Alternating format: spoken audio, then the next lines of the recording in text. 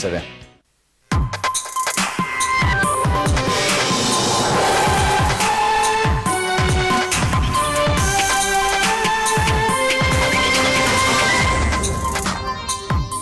È arrivato questa mattina da Milano un sonar speciale utilizzato dai Vigili del Fuoco per scandagliare il fondale marino. Verrà utilizzato nelle ricerche di Luciano Miotto, scomparso al largo di Cortellazzo sabato.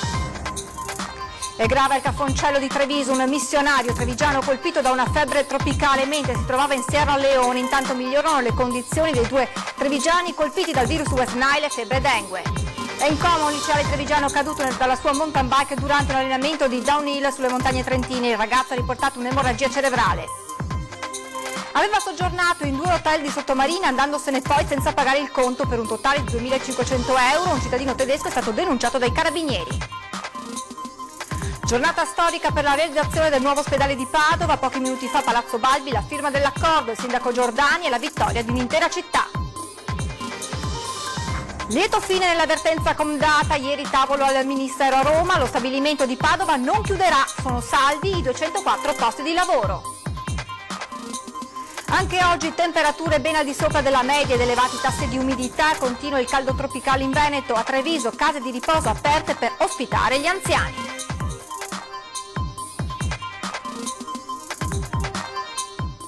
Prima edizione del telegiornale di Antenna 3, buongiorno e ben ritrovati. Avete sentito anche dai nostri titoli, in primo piano ancora le ricerche che proseguono senza sosta in mare di Luciano Miotto, l'imprenditore veneto scomparso sabato durante un'immersione nelle acque al largo di Cortellazzo. È arrivato in queste ore da Milano un sonar speciale che viene utilizzato dai Vigili del Fuoco per scandagliare il fondale marino. E allora ci colleghiamo proprio con Lina Paronetto che da Cortellazzo sta seguendo per noi le ricerche di Luciano Miotto. A te la linea, Lina, buongiorno.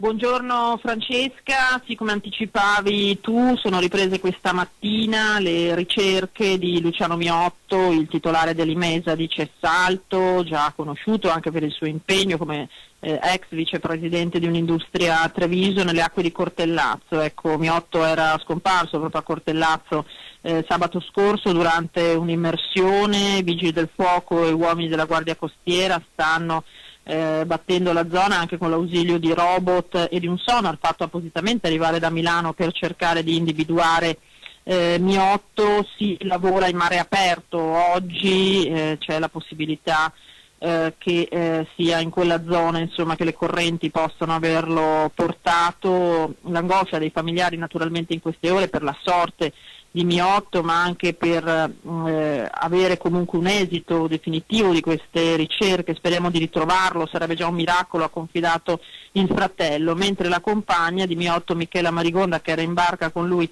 al momento della sparizione, ha raccontato che lui era emerso perché non si sentiva bene e questo avvalora l'ipotesi di un malore, non è riuscita ad afferrarlo e da lì di lui non si sono avute più tracce. L'ipotesi che formulano gli esperti in questo momento è che possa avere proprio avuto un malore per essere risalito troppo in fretta, tutte ipotesi in questo momento di angoscia, come abbiamo detto, di dolore per i familiari, naturalmente di attesa per i tanti amici di Miotto, molto molto conosciuto nel Trevigiano e in generale in tutto il Veneto per la sua attività di Cessalto, che ora viene portata avanti in queste ore dal fratello Carlo e che naturalmente dice l'azienda che fa, ricordiamo, macchine per lavanderie industriali va avanti. Per ora è tutto e ti restituisco la linea.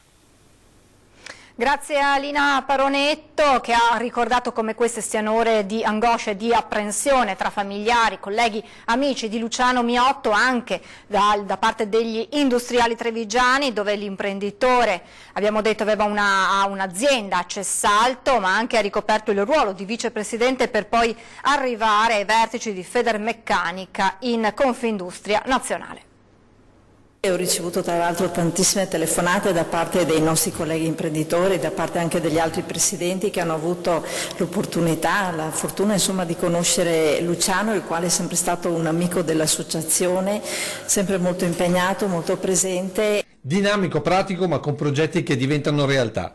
Luciano Miotto, sandonatese, con il cuore trevigiano per tutti, è così, sia nella sua azienda di Cessalto che nel suo impegno associativo. Ingegnere elettrotecnico, sviluppa l'Imesa, l'azienda di famiglia, oggi leader nel settore delle lavanderie industriali. Una passione anche per il radiocontrollo, non a caso il suo ultimo progetto è far dialogare la lavatrice di casa con il resto degli elettrodomestici, in una visione digitale che l'aveva portato nel CDA di Treviso Tecnologia, azienda speciale della Camera di Commercio di Treviso.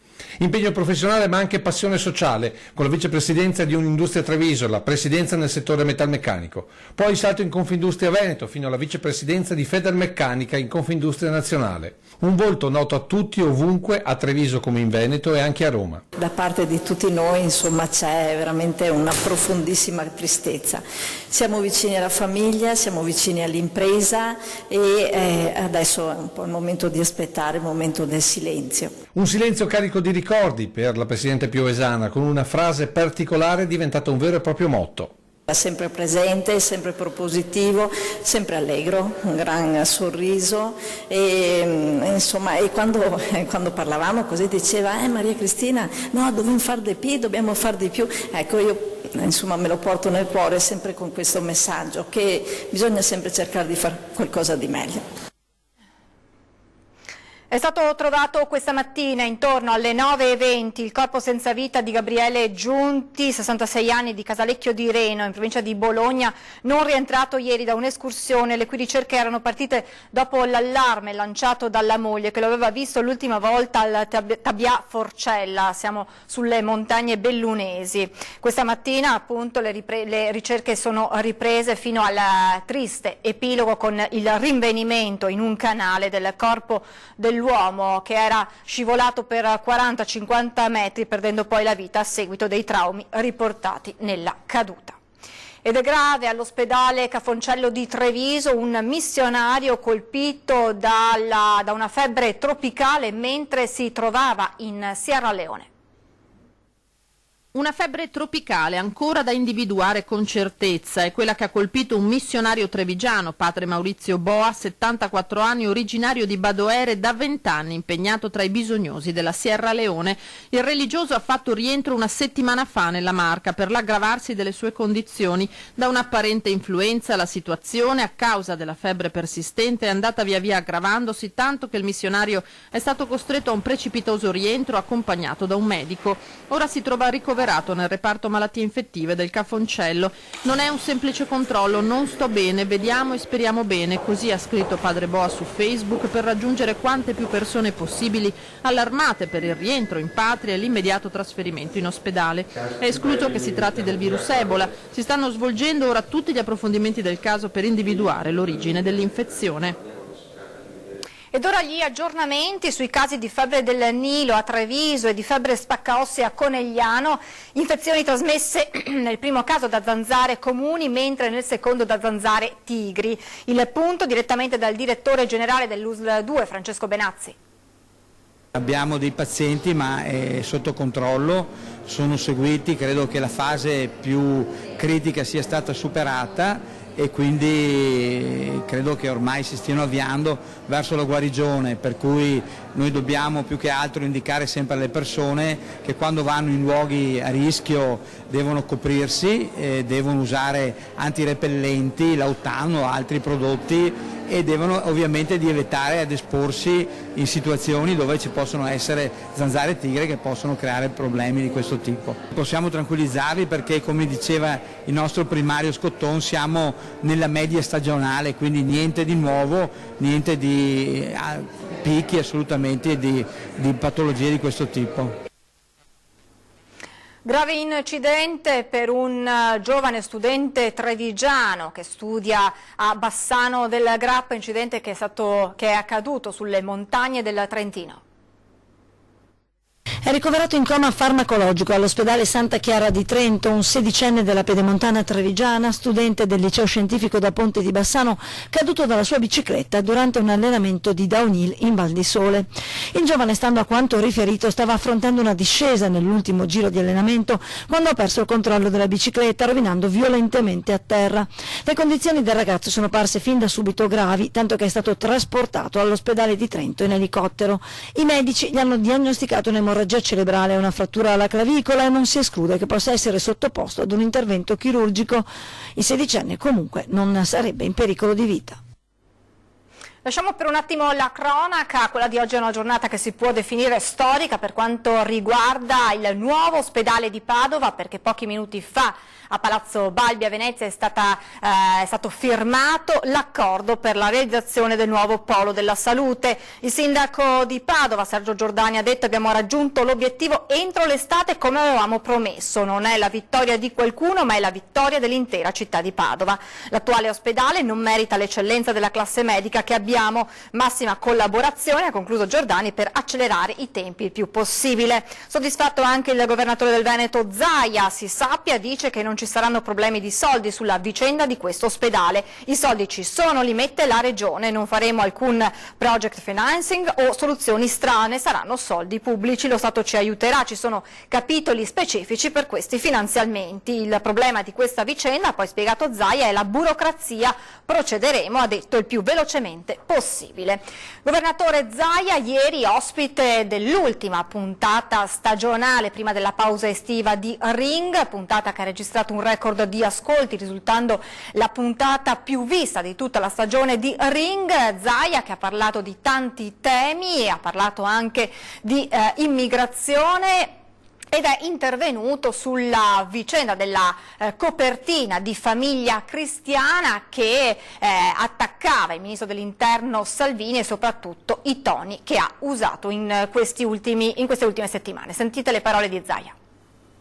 Non ho ben capito se Famiglia Cristiana fa politica, lei dice, o no? Ma no, ma a me sembra che risponda a se stessa, che non, cioè, una volta Famiglia Cristiana la vendevano in chiesa. E io da ragazzino la portavo per le famiglie, perché se andava per le famiglie incassavi direttamente il corrispettivo, no? La domenica.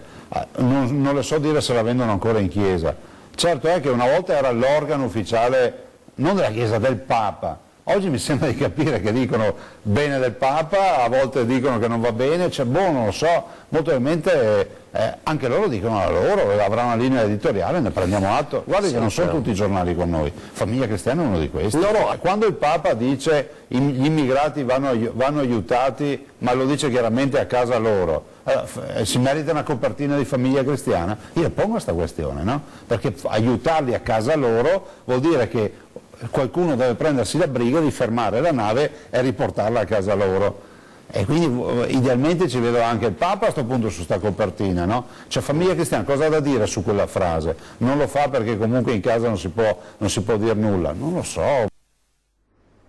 Il presidente del Veneto Zaia in queste ore ha invocato uno stop ai raid razzisti contro immigrati e cittadini italiani di colore, prendendo in qualche modo le distanze dal ministro dell'Interno Salvini, che ha negato esserci in questo momento un'emergenza su questo fronte. E dalla Marca si leva anche la voce del patron dell'azienda vinicola Astoria di Crocetta del Montello, Polegato, e che ha acquistato sui quotidiani un'intera pagina, la state vedendo in questi minuti, per dire no al razzismo. Intolleranti verso l'intolleranza, titola la pagina, che ritrae una giovane di colore sullo sfondo della bandiera italiana. La violenza delle parole e dei fatti non è più tollerabile, non rappresenta né l'Italia né gli italiani. Ora basta, il rispetto della persona prescinde da colore, genere e religione. Una pagina che già in molti hanno rilanciato sui social e che sta suscitando una pioggia di commenti. Torniamo alla cronaca con la vicenda di un cittadino tedesco che è stato denunciato dai carabinieri, aveva soggiornato in 2 hotel di Sottomarina senza però poi pagare il conto. Buongiorno da Venezia. Come avete detto da studio, è stato denunciato in stato di libertà l'uomo che nelle scorse settimane ha soggiornato in 2 hotel di Sottomarina allontanandosi senza saldare il conto. Una vacanza a sbafo per un importo complessivo di circa 2.500 euro. L'uomo ha 32 anni ed è di nazionalità tedesca, è stato deferito all'autorità giudiziaria per insolvenza fraudolenta e furto, perché durante la sua permanenza nei 2 alberghi non si è accontentato solo di non pagare il conto, ma si è reso responsabile di 3 furti ai danni di altrettanti ospiti. I carabinieri della stazione di Chioggia Sottomarina hanno recuperato parte della refurtiva consistente in denaro ed effetti personali. È tutto, a voi. Grazie a Tiziana Bolognani. Oltre 38.000 articoli sequestrati dalla Guardia di Finanza di Padova per un valore di più di 200.000 euro erano tutti privi del marchio CE. Giocattoli, attrezzi per il fai da te e il giardinaggio, palloni, bigiotteria, tutto senza il marchio di sicurezza CE. Più di 38.000 articoli sono stati perciò sequestrati dalla Guardia di Finanza di Padova tra il centro ingrosso Cina di Corso Stati Uniti e altri esercizi gestiti da imprenditori cinesi. Questi beni del valore di mercato di 210.000 euro senza il marchio CE sono da ritenersi non sicuri, avvertono le fiamme gialle, ed erano pronti a entrare in commercio a prezzi inferiori degli stessi articoli che invece rispondono alla conformità europea sulla sicurezza. Il responsabile della ditta rischia una contravvenzione che va da 1.500 a 30.000 euro. Restiamo a Padova per parlare però dell'avvertenza Comdata che si chiude con una buona notizia. Salvati infatti al momento i 204 posti di lavoro. Lo stabilimento Comdata di Padova non chiuderà. Sono per ora salvi i 204 posti di lavoro. Questo è emerso dal tavolo tenuto al Ministero dello Sviluppo Economico a Roma. Dopo mesi di lotte, ieri in serata, la notizia più bella, quella più attesa. Comdata ha ritirato in maniera definitiva le procedure di licenziamento proposte a maggio, quando, con un nuovo piano industriale, sono state annunciate le chiusure degli uffici di Padova e Pozzuoli in provincia di Napoli. Siamo riusciti a strappare una percentuale di solidarietà più bassa del 10% e un paio di mensilità in più rispetto alla proposta aziendale per chi vuole valutare altri lavori, ha commentato Alessandra Milani, segretaria della SLC CGIL di Padova. Inoltre l'azienda si è impegnata, salvo imprevisti, a rilanciare il sito. Al momento siamo soddisfatti di aver mantenuto l'occupazione e di aver dato respiro ai lavoratori, seppur con un loro sacrificio sullo stipendio per un anno. Dal Veneto l'appello alla Lega del Presidente del Parlamento Europeo e numero 2 di Forza Italia, Antonio Tajani. Stacchino la spina, dice, ad un governo che sta attuando politiche economiche di estrema sinistra. Ci auguriamo che la Lega si renda conto che il matrimonio con i 5 Stelle è un matrimonio contro natura e ritorni a dar vita ad un governo di centrodestra. Ha scelto il Veneto in rivolta contro il decreto dignità al Presidente del Parlamento Europeo Antonio Tajani per lanciare il suo appello alla Lega.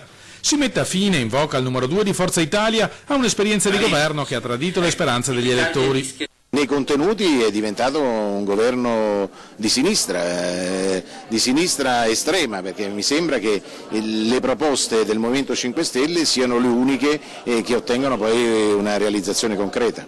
Dal decreto dignità al no alla TAV, da maestre gli azzurri puntano il dito sulle politiche economiche del governo che ritengono incompatibili con le idee e l'elettorato della Lega. A partire dai 600 imprenditori veneti che hanno firmato una lettera durissima contro il provvedimento del ministro del lavoro Luigi Di Maio. E si prende esempio in tutta Italia da quello che hanno fatto i veneti in questi ultimi decenni. I veneti non hanno chiesto il reddito di cittadinanza, i veneti hanno chiesto di essere messi nelle condizioni di poter lavorare, di poter intraprendere, di poter costruire. E questo esempio deve essere un esempio per tutta l'Italia. Gli imprenditori del Veneto, argomenta Tajani, in pochi decenni hanno trasformato una delle terre più povere d'Italia in una delle più ricche. Oggi la loro voce è quella di tutto il paese. Noi siamo dalla parte degli imprenditori non solo del Veneto ma di tutta Italia che si sentono traditi da questo governo perché non aiuta le imprese, perché cancella la politica industriale, che vuole cancellare l'acciaio, non si preoccupa di creare occupazione, sta dando colpi gravissimi anche al mondo agricolo, quindi noi vogliamo essere punto di riferimento di questa Italia che produce, perché senza industria, senza imprese, senza artigiani, senza commercianti, senza agricoltori, senza liberi professionisti non si crea lavoro. Anche all'interno della Lega, chiosa il decano dei deputati azzurri, Renato Brunitta, in molti si stanno rendendo conto che è arrivata l'ora di staccare la spina a questo governo. Perché se non lo stacca la Lega, la staccano i mercati che non stanno credendo più nell'Italia. Prima della pubblicità una notizia appena giunta in redazione che riguarda un fatto accaduto sabato ma di cui si hanno notizie solo in queste ultime ore. Avevano noleggiato un quad a Rodi in Grecia per trascorrere, dove avrebbero dovuto trascorrere una splendida vacanza, ma quell'avventura si è trasformata in tragedia. Paolo Verzini, 40 anni, e la compagna Federica Baltieri, 28, sono rimasti vittime di un mortale incidente a bordo del mezzo affittato che si sarebbe scontrato, da quanto si è appreso, con un pick-up. I due abitavano a Caldierino in provincia di Verona. E adesso la pubblicità.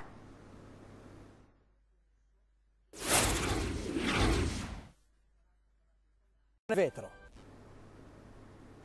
Di nuovo in diretta per parlare dell'ipotesi di spostare la questura di Venezia nell'ex area Monteverdi di Marghera. Ci spiega tutto in collegamento Tommaso Stoppa. Buongiorno Tommaso. Sì, buongiorno a tutti da Venezia, dove sarebbero in corso trattative fra il sindaco Luigi Brugnaro e il questore Danilo Gagliardi per creare una nuova sede della questura, che diventerebbe la sede centrale della terraferma della questura di Venezia, nell'edificio ora abbandonato dell'ex Monteverdi. L'ex Monteverdi è a ridosso del famigerato sottopasso ferroviario tra Mestre e Marghera ed è in questo momento un edificio abbandonato e anche teatro di scambi di droga e di ricovero di sbandati e tossici. Quindi si tratterebbe di prendere i proverbiali due piccioni con una fava, aggiornando un vecchio progetto che era quello di riunire i due commissariati di via Carossa e di via Cosenz, cioè quello di Mestre e quello di Marghera, cosa che la questura aveva già intenzione di fare. Adesso c'è questa idea che è accolta certamente con favore dalla popolazione di Marghera, che da tempo chiede un intervento su quell'edificio. Naturalmente è tutt'altro che certa, ci sono non pochi ostacoli burocratici, però questa al momento è l'idea. È tutto da Venezia, ulteriori aggiornamenti nelle prossime edizioni dei nostri telegiornali. Grazie a Tommaso Stoppa. Adesso parliamo dell'ondata di caldo di questi giorni, temperature ben al di sopra della norma, elevati tassi di umidità. I comuni del Veneto stanno correndo ai ripari, varando piani di emergenza. Anche a Treviso ci si sta attivando proprio in tal senso, in particolare case di riposo aperte per dare refrigerio a quegli anziani che in casa non hanno l'aria condizionata. Ma ci parla di tutto questo Lucio Zanato, che vedo già in collegamento. Buongiorno Lucio, buongiorno ai tuoi ospiti, a te la linea. Buongiorno Francesca, buongiorno ai telespettatori di Antenna 3, delle prime notizie di Antenna 3 News. Siamo alla casa di riposo, anzi siamo nella casa albergo all'interno delle mura, Porta San Tommaso, giusto per intendere chi non conosce proprio perfettamente Treviso. Siamo con il Presidente Caldato, siamo con il Sindaco Mario Conte. Perché? Perché c'è la visita del Sindaco qui alle case di riposo, perché come ogni anno si ripete questo servizio che viene dato agli anziani, e vedete abbiamo anche due anziani, non ne abbiamo di più perché in questo momento sono tutti a pranzo, giustamente, e molti ci stanno guardando dalla sala da pranzo. Dicevo, emergenza caldo, il sindaco è venuto qui in visita a vedere la situazione, però sentiamo intanto dal Presidente Caldato. Presidente, è il terzo anno mi pare che rinnovate questa iniziativa, perché? Assolutamente sì, intanto devo dire che è un'iniziativa dell'amministrazione comunale che in collaborazione abbiamo messo in piedi, ma perché? Il perché è semplicissimo, sono a casa da soli con un caldo bestiale, gli offriamo la possibilità di stare qui dalle 9 del mattino alle 18 in un ambiente condizionato dove il pomeriggio hanno anche degli eventi, delle cose piacevoli, facciamo il gelato, facciamo altre iniziative e devo dire che trovano veramente un sollievo non da poco. Ecco, allora proprio per questo, prima di andare dal sindaco che è venuto in visita per verificare queste cose, visto che è il suo primo mandato, vogliamo sentire direttamente da una delle assistenti, perché sapete che l'Isera fa anche l'assistenza domiciliare, ovvero cerca di aiutare gli anziani a casa propria. Signora Elena, come sono gli anziani adesso in questi giorni di caldo? Lei che va a trovarli a casa? Allora, devo dire che in questi giorni di molto caldo le persone sono molto provate, soprattutto quelli che non hanno la possibilità di avere l'aria condizionatore, l'aria condizionata. E allora voi cosa fate? Cosa gli consigliate? Noi gli consigliamo prima di tutto di bere molto, poi appunto di beneficiare di questa opportunità di venire presso le nostre sedi durante la giornata, nelle ore più calde della mattina, pomeriggio. Grazie. Presidente, ma se un anziano ha qualche difficoltà di deambulazione, andate a prenderlo? Assolutamente sì, quello che fa l'assistenza domiciliare è che quando ci sono casi abbastanza complessi ce li portano e poi li riportano. Allora adesso sentiamo, dopo andiamo dal sindaco, però sentiamo direttamente dalla signora Dosolina, passo davanti per la questione anche d'età, giusto sindaco? Signora Dosolina, quanti anni ha? 96 quasi. E viene qua perché? Perché a casa ho caldo. E qua si trova in compagnia? E qua trovo compagnia, trovo amicizie. Dov'è che sta lei? Sto a Donna Grande. Ecco, questo è uno dei casi. Adesso passo davanti alla signora Dosolina, avete visto l'età, le cose, è veramente stupenda. Sindaco, primo mandato, prima visita, diciamo così, per l'emergenza caldo, in comune come la vedete questa emergenza caldo? No, è un'emergenza che non va sottovalutata, soprattutto appunto per le persone più anziane che vivono molte volte in alloggi che non hanno l'aria condizionata, quindi l'appello che noi facciamo è non tiratevi indietro, affidatevi a queste strutture. Io ringrazio il presidente dell'ISRA, ringrazio tutti gli operatori che mettono a disposizione queste strutture tutta la giornata, e quindi venite qui, trovate il fresco, trovate delle attività e state anche bene in compagnia, quindi approfittiamo di questo caldo per conoscere anche nuovi amici e venite qui, l'ISRA è a vostra disposizione. Bene, l'ultima battuta però giustamente la facciamo con un anziano. Grazie sindaco, il suo nome? Danilo. Danilo, senta, visto che siamo in diretta con Antena 3, chi vuole salutare? Le persone care che ho innanzitutto. E qua come si trova? Qua mi trovo bene perché trovo del legame fra le persone che vivono insieme a me, per l'età, per il refrigerio che dà l'ambiente. Quanto caldo fa fuori? Fuori, quando uno arriva dice ce l'ho fatto, mi sono liberato di qualcosa, perché non ne si può più, insomma. Grazie Francesca, avete capito, insomma qui l'atmosfera è più fresca sicuramente che fuori, tra l'altro a Treviso c'è il mercato e vi dico una canicola eccezionale. Grazie, restituisco la linea allo studio. Grazie a Lucio Zanato, grazie ai suoi ospiti. A proposito di caldo vediamo le previsioni del tempo, alla prossima edizione dei nostri telegiornali, arrivederci.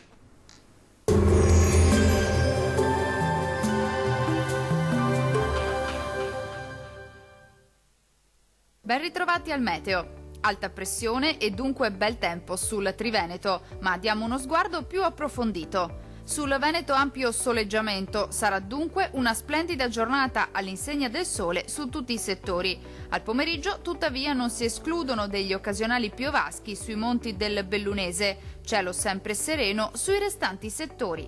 Clima caldo con temperature minime tra 20 e 24 gradi. Valori massimi compresi invece tra 32 e 37 gradi. Diamo uno sguardo al Friuli, Venezia Giulia. Poche novità, situazione molto simile, con qualche pioggia solamente al pomeriggio sui rilievi alpini. Ampio soleggiamento invece altrove, con il cielo che si presenterà sereno o al massimo poco nuvoloso. Temperature molto calde con minime comprese tra 22 e 23 gradi. Valori massimi oscillanti invece tra 33 e 37 gradi.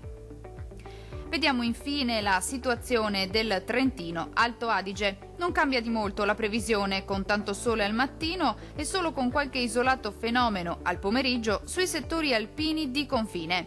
cielo sereno o al massimo poco nuvoloso sui restanti settori. Temperature minime tra 18 e 20 gradi, valori massimi compresi invece tra 34 e 38 gradi circa. Dal meteo per ora è tutto, arrivederci al prossimo aggiornamento.